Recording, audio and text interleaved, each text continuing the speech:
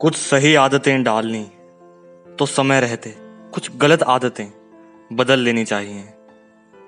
कुछ सही आदतें डालनी तो समय रहते कुछ गलत आदतें बदल लेनी चाहिए। कई चीखों की पुकार नहीं होती, पर बिन कहे भी कई बार समझ लेनी चाहिए। नमस्कार दोस्तों, मैं अवधेश पारिक एक बार फिर से अपने इस YouTube चैनल पे आपका स्वागत करता हूं। आज ना मैं आपको एक राजू की कहानी सुनाऊंगा। हाँ, राजू एक छोटा सा बच्चा होता है। राजू मम्मी और पापा का एक छोटा सा परिवार है, जिसमें दोनों माँ बाप मिलकर लाडले राजू को बड़ा ही प्यार देते हैं। मिडिल क्लास होने की वजह से पैसे की चाहे कितनी भी दिक्कत क्यों ना हो, पर कैसे भी करके हर जन्मदिन पर पापा अपने शेरू को एक नया उपहार देते हैं। अरे खुद 10वीं पास होने पर भी अपने बेटे का शहर के सबसे महंगे कॉलेज में दाखिला कराते हैं।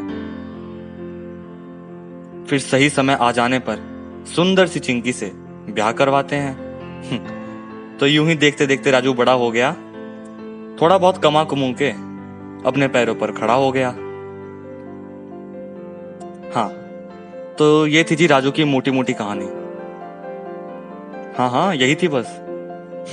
आपको क्या लगा कि भाई कहानी बाप पर है और फिर अवधेश सुना रहा है तो थोड़ी इमोशनल करेगा? नहीं जी, शायद आपको ऐसा लगा हो कि भाई राजू जब बड़ा हो गया तो बिगड़ गया, पापा के हाथों से निकल गया, बड़ों से तो तू तड़ा करके बात करने लगा, हर हद तक बदतमीजी उनके साथ करने लगा। नहीं जी, ये कोई नाटक नहीं चल रहा है। ये कोई नाटक नहीं चल रहा है।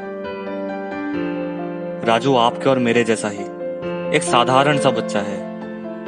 हाँ, उसके पिता और उसके बीच में कभी कभार छोटी मोटी अनबन हो जाती है, जो कि वो भी एक साधारण सी बात है। पूरा परिवार साधारण तरीके से साथ में रहता है, साथ में खाता है। पर वो एक बात जो इनके रिश्ते को असाधारण बनाती है, वो है कि उस राजू के पिता की आंखों में मौजूद एक खालीपन। जी हाँ, एक आशा की नन्ही सी किरण तो है, पर मानो बेहद कम। और वो खालीपन ऐसा कि मानो एक बहुत ही गहरा कुआं जो किसी प्यासी की तलाश में हो। मानो खुद ममता का सागर होकर भी स्नेह की कुछ बूंदों की आस में हो। उनके चेहरे पर एक ऐसी मुस्कान है मानो जो बड़ी मेहनत के बाद मुश्किल से मुंह पर लाई जाती हो। मानो जो बड़ी मेहनत के बाद मुश्किल से मुंह पर लाई जाती हो। एक अलग सी आशा की एक ऐसी रस्सी है मानो, जिसके रोज कट जाने पर भी फिर एक बेबस गांठ लगाई जाती हो। अरे आप चिंता मत करो, राजू अभी भी आपके और मेरे जैसा एक साधारण ही बच्चा है। राजू को समझ ही नहीं आ रहा ये सब हो क्या रहा है, क्योंकि एक खालीपन ऐसा है जिसका इलाज खुद पिता को ही नहीं मिल रहा। घर में यूं तो खुशियां हैं सारी, पर खुशी से 2 घड़ी बैठकर बात करने का राजू को टाइम ही नहीं मिल रहा। मैंने कहा था ना कि उसके पापा ने राजू और चिंकी का ब्याह करवा दिया। तो एक दिन ऐसे ही राजू और चिंकी पार्क में गुफ्तगू कर रहे थे, तो राजू कहता है, अरे चिंकी तुम कितनी प्यारी हो, तुमने मेरे लिए इतना सब कर लिया। इतने में ही राजू का फोन बजता है। अरे हाँ पापा, ऑफिस में हूं, आपने फिर डिस्टर्ब कर दिया। ऐसे ही किस्से रोज होते होते धीरे धीरे सामान्य से लगने लगे। मैंने बताया ना कि ये खालीपन ऐसा है जिसका इलाज खुद पिता को ही नहीं मिल रहा। खुशी से 2 घड़ी बैठकर बात करने को राजू को टाइम ही नहीं मिल रहा। अब जो बाप है ना, वो बेटे से बाप करने को बहाने तलाशता है। अरे हंसकर बात करने को 2 लम्हे वो राजू के सामने मन ही मन कठपुतली सा नाचता है।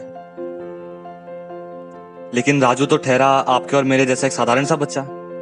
नहीं समझ पाता भाई। पर राजू की माँ को ये खोखली मुस्कान और प्यासी आंखें साफ नजर आती हैं। राजू की माँ को ये खोखली मुस्कान और प्यासी आंखें साफ नजर आती हैं। शायद वही है इस घर में जो इस बूढ़े की अनकही चीख समझ पाती है। अब राजू जब भी दिखता है तो पापा थोड़ी बात करने के लिए पूछ लेते हैं कि बेटा कैसा है। अब ये सवाल 21वीं सदी के राजू को इतना बोरिंग लगने लगा है कि या तो वो अभी बिजी हूं कहकर मुंह फेर लेता है, या कभी कभार उन झुके कंधों पर तरस खाकर ठीक हूं कि बस 2 शब्द उड़ेल लेता है। अब राजू का बाप भी आखिर है तो बाप ही।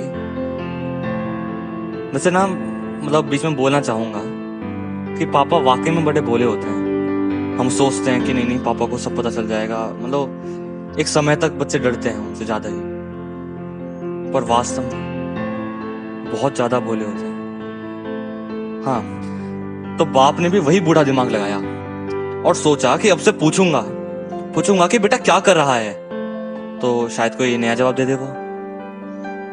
पर राजू साधारण शब्दों में जवाब देता है, रहने दो पापा, आपको वैसे भी समझ कहां आएगा। अब ये सुनकर बाप आखिर क्या बोले, पर दिल चुप नहीं रहता जी।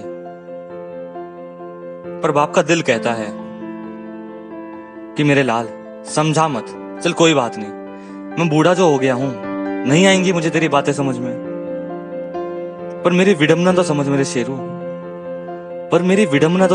शेरू, बस मैं तेरी आवाज सुनना चाहता हूं। पहले की तरह मासूमियत से बोला गया पापा का वो अल्फाज सुनना चाहता हूं। पर राजू भी क्या करे जी, मैंने कहा ना कि राजू भी आपकी और मेरी तरह एक साधारण सा बच्चा है, उसे नहीं समझ में आता ये सब, या शायद हमारी तरह इन्हीं साधारण सी बातों को समझना ही नहीं चाहता।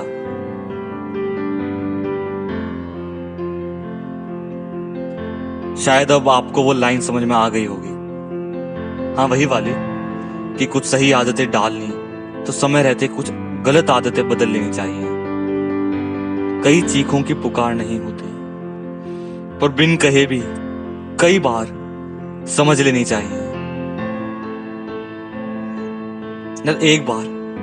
एक बार अपनी आंखें बंद करो, बस 5 मिनट के लिए ही सही, और अपने दिल पर हाथ रखकर पूरी ईमानदारी से खुद को तो जवाब देना है, और पूछो अपने आप से कि क्या मैं अपने पापा को वो रेस्पेक्ट देता हूं या देती हूं जितना वो डिजर्व करते हैं,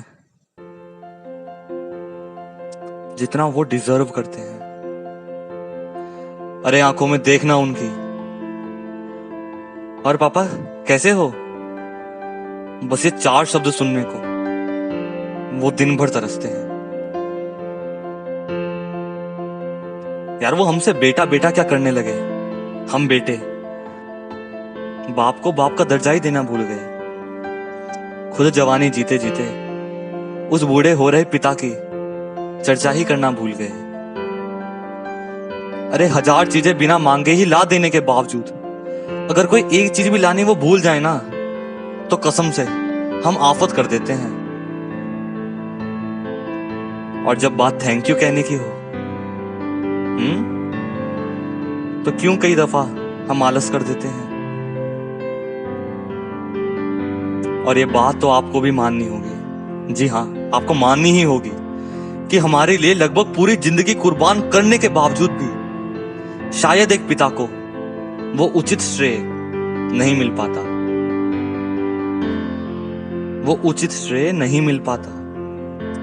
सागर तो वो भी है ममता का मां की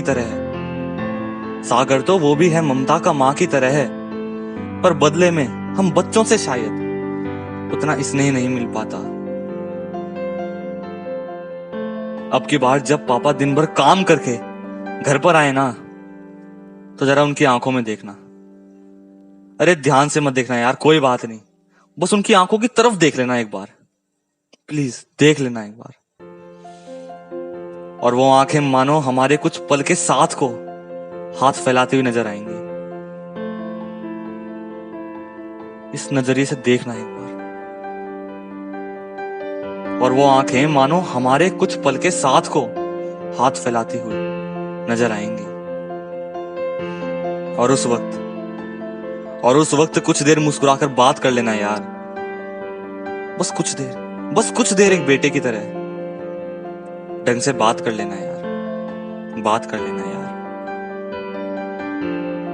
और अगर वीडियो अच्छा लगा हो तो आसपास अपने दोस्तों में जरूर शेयर करना। और अब तक चैनल सब्सक्राइब नहीं करा तो प्लीज चैनल सब्सक्राइब करें and hit the bell icon.